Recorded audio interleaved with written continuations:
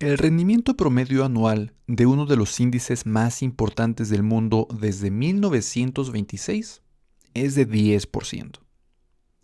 Esto quiere decir que 10,000 pesos en 1926 se habrían convertido en 59,1 millones para 2016.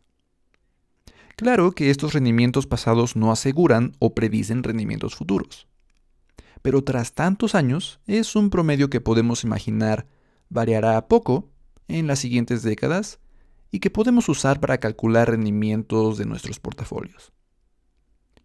Victoria, sabiendo esto, decide empezar a invertir en este índice, el S&P 500.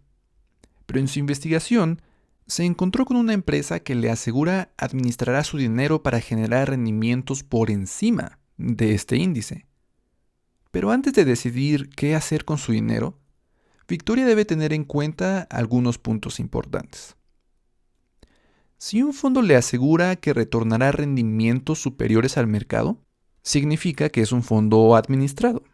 Es decir, intentará predecir los movimientos del mercado para vender cuando una acción es más cara y comprar cuando es más barata. Realizar estas predicciones, sin embargo, no es fácil y mucho menos consistente.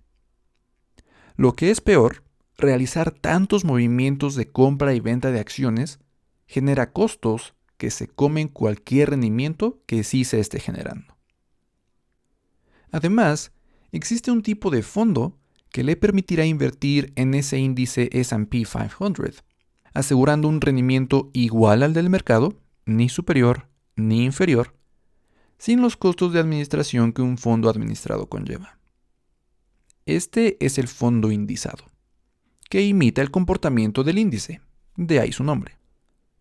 Victoria puede empezar con una premisa simple para hacer su comparación inicial. En un mercado que retorna el 10% anual, en promedio todos los inversionistas recibirán 10% de rendimiento, obviamente. Entonces, ambos fondos, tanto el indizado como el administrado, retornarán en promedio 10%. Sin embargo, el administrado cobra comisiones que evitan que el dinero se invierta en su totalidad cada año. Imaginemos que Victoria invierte 10,000 pesos. Al final del primer año, Victoria tendría 11,000, gracias al rendimiento.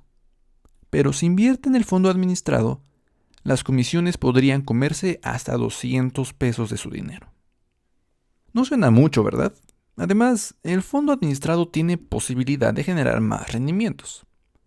Justo porque no está indizado, hay posibilidad de que en sus operaciones de compra-venta genere más rendimientos que el promedio del mercado.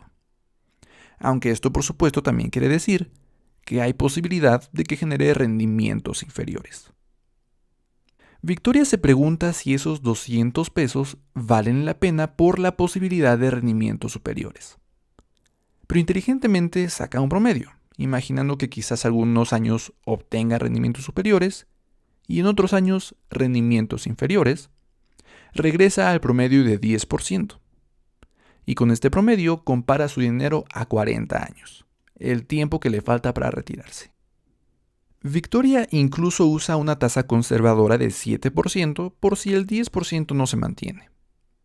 A esa tasa, 10,000 pesos invertidos hoy se convertirán en 149,700 dentro de 40 años, si lo invierte en un fondo indizado que cobra comisiones bajísimas de hasta el 0,04%.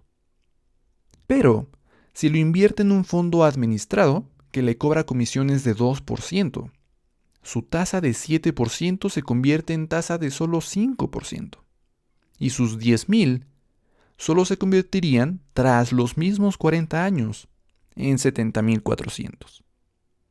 Ese 2% o 200 pesos del primer año, por el interés compuesto, le harían ganar menos de la mitad.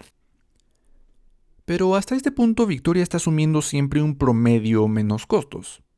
¿Acaso no hay posibilidad de que el fondo siempre le gane al mercado? Pues en realidad no a largo plazo, que es lo que Victoria busca en sus inversiones. Desde 1980, las acciones han retornado un 11,5% de rendimiento anual. mientras que el fondo administrado promedio ha retornado un decente, pero claramente inadecuado 10.1%.